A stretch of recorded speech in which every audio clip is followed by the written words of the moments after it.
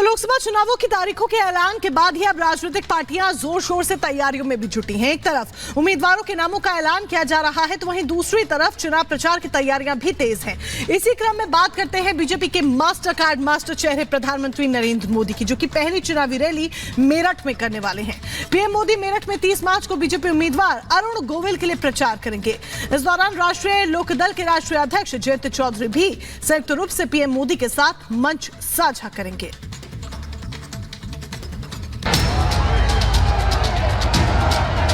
पूरब से पश्चिम तक, उत्तर से दक्षिण तक चुनावी बिसात बिछ चुकी है।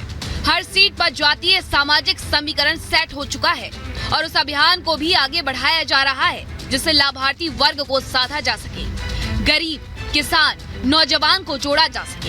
अब इन सब के बीच देश के यशस्वी प्रधानमंत्री नरेंद्र मोदी चुनावी मैदान में उतरने वाले हैं। लोकसभा चुनावों की तारीखों के ऐलान के बाद अब राजनीतिक पार्टियां जोर शोर से तैयारियों में जुटी हैं। एक तरफ उम्मीदवारों के नामों का ऐलान किया जा रहा है, तो वहीं दूसरी ओर चुनाव प्रचार की तैयारियां तेज है और इसकी शुरुआत होगी 30 मार्च को, जब प्रधानमंत्री नरेंद्र मोदी मेरठ में एक बड़ी रैली करेंगे।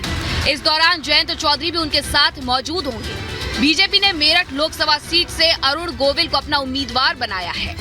लोकसभा चुनाव को लेकर बीजेपी कोई कोर कसर नहीं छोड़ना चाहती है। पीएम मोदी पश्चिमी यूपी के क्रांति धरा से चुनाव अभियान का शंखनाद करेंगे।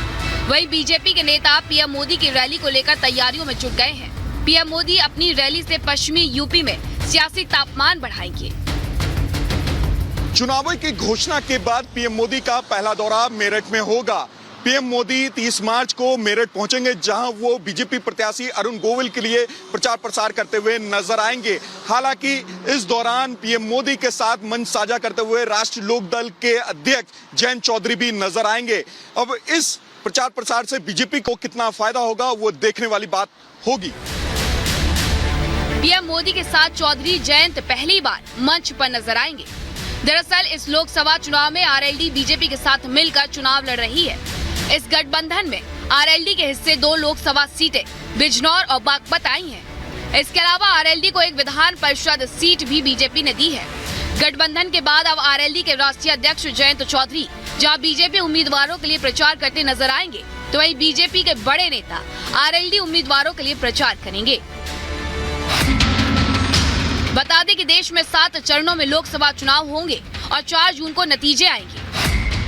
मेरठ में दूसरे चरण में 26 अप्रैल को मतदान होगा। मेरठ लोकसभा के साथ हापुड़ का कुछ क्षेत्र भी जुड़ता है। कुल मिलाकर यहाँ 5 विधानसभा क्षेत्र हैं। इनमें किठौर, मेरठ कैंट, मेरठ शहर, मेरठ दक्षिण और हापुड़ की सीट है। मेरठ लोकसभा निर्वाचन क्षेत्र उत्तर प्रदेश राज्य के 80 लोकसभा निर्वाचन क्षेत्रों में से एक है। मेरठ का सराफा एशिया का नंबर 1 का व्यवसाय बाजार है। 2011 के आंकड़ों के अनुसार मेरठ की आबादी करीब 35 लाख है। इनमें 65% हिंदू, 36% मुस्लिम आबादी है। मेरठ में कुल वोटरों की संख्या 19,64,388। इसमें 55.09% पुरुष और 44.91% महिला वोटर हैं। 2014 में यहाँ मतदान का प्रतिशत 63.12% रहा। 2019 लोकसभा चुनाव में इस सीट से बीजेपी के राजेंद्र अग्रवाल ने जीत हासिल की। उन्हें 5,86,184 वोट मिले थे, जबकि बसपा के हाजी याकूब कुरैशी 5,81,455 वोटों के साथ दूसरे स्थान पर रहे थे। वहीं 2014 के लोकसभा चुनाव में उत्तर प्रदेश में भारतीय जनता पार्टी की आंधी चली थी। इसकी शुरुआत मेरठ से ही हुई थी। मेरठ में भारतीय जनता पार्टी को करीब 48% वोट मिले थे। मेरठ में राजेंद्र अग्रवाल ने स्थानीय नेता मोहम्मद शाहिद अखलाक को 2 लाख से अधिक वोटों से मात दी थी। अब देखने वाली बात ये होगी कि 2 बार के सांसद राजेंद्र अग्रवाल को हटाकर अरुण गोविल पर भरोसा जताना बीजेपी को कितना फायदा पहुंचा सकता है। Bureau report, Republic Bharat.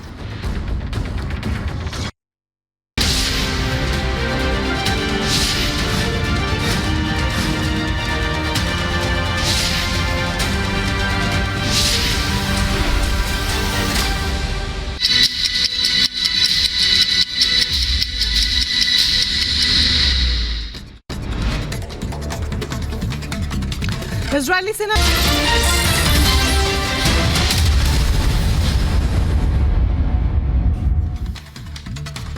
Congress Congress नेता सुप्रिया श्रीनेत की ओर से दिए गए विवादित बयान को लेकर बीजेपी अब लगातार हमलावर नजर आ रही है। बीजेपी नेता एक एक कर कांग्रेस पर निशाना साध रहे हैं।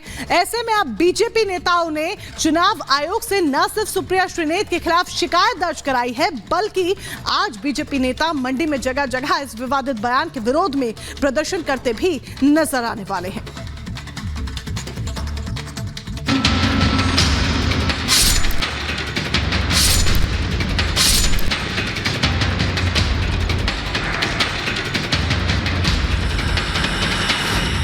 कांग्रेस का कंगना पर वार, मंडी पर सियासत आर पार।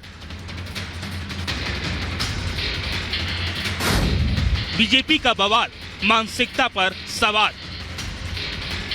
जैसे जैसे लोकसभा चुनाव नजदीक आ रहे हैं, वैसे वैसे सियासी बयानबाजी भी तेज होती जा रही है। लेकिन कांग्रेस नेता बारी बारी अपने ही ओर से दिए गए बयानों में फंस रहे हैं। ऐसे में अब कांग्रेस के लिए उनकी एक गलती अब भारी पड़ गई है। कांग्रेस नेता सुप्रिया श्रीनेत के विवादित बयान ने अब एक नई सियासत छेड़ दी है। कंगना पर आपत्तिजनक टिप्पणी के बाद अब बीजेपी लगातार कांग्रेस पर हमलावर है। बीजेपी को मानो बैठे बिठाए एक मौका सा मिल गया हो। अब बीजेपी राहुल, सोनिया गांधी और प्रियंका गांधी से सवाल कर रही है। कांग्रेस अपने नेता की गलत बयानबाजी से एक बार फिर सियासी निशाने का शिकार हो गई है और ऐसे में कांग्रेस बैकफुट पर आती नजर आ रही है, तो वहीं बीजेपी इस मुद्दे को जोर शोर से उठा रही है और कांग्रेस नेता की मानसिकता पर ही बीजेपी नेता सवाल उठा रहे हैं। किसी भी महिला को अपमानित करना, उसके सेक्सुअलाइज करना, और खासकर सबसे ज्यादा जो मुझे दुख हुआ है वो जो मंडी जिसे छोटा काशी कहा जाता है, उसके बारे में इतनी भद्दी टिप्पणी, तो हम सब मंडी वासी जो हैं वो बहुत ही कष्ट हमें हुआ है इस चीज को लेकर। ये जो इतनी अभद्र टिप्पणी करी गई है इस देश की एक बेटी पर, एक महिला पे, इसके लिए कांग्रेस पार्टी को माफी मांगनी चाहिए। कांग्रेस पार्टी के शीर्ष नेतृत्व को माफी मांगनी चाहिए। ये दिखाता है कि कांग्रेस पार्टी की असल मानसिकता क्या है। मुद्दा गरमाने के बाद अब सुप्रिया श्रीनेत सफाई देने के लिए आगे आई। सुप्रिया का कहना है कि उनका अकाउंट हैक हो गया था, जिसकी वजह से ये विवादित पोस्ट किया गया। मेरे फेसबुक और इंस्टाग्राम अकाउंट का एक्सेस कई लोगों के पास है। उसमें से किसी एक व्यक्ति ने एक बेहद घृणित और आपत्तिजनक पोस्ट की। मुझे जैसे ही पता चला, मैंने सर्वप्रथम उस पोस्ट को डिलीट किया कि मैं कभी भी किसी भी महिला के खिलाफ व्यक्तिगत भद्दी और भोंदी टिप्पणी कर ही नहीं सकती हूँ।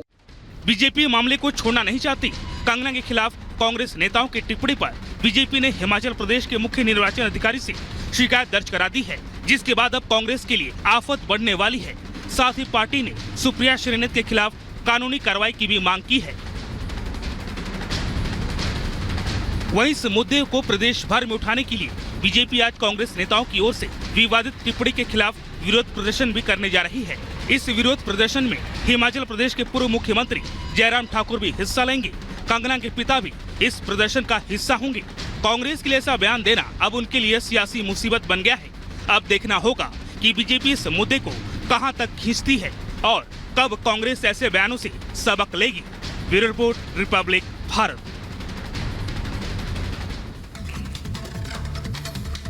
कहते हैं दिल्ली का रास्ता उत्तर प्रदेश से होकर गुजरता है। यही एक बड़ी वजह है कि बीजेपी यूपी की सभी 80 सीटों को जीतने का लक्ष्य लेकर लगातार आगे बढ़ रही है और इसी लक्ष्य को हासिल करने के लिए, इसे साधने के लिए सीएम योगी खुद मैदान में उतर रहे हैं। योगी आदित्यनाथ आज से 5 दिनों तक तूफानी रैलियां करेंगे। एक खास रिपोर्ट आपको दिखाते हैं।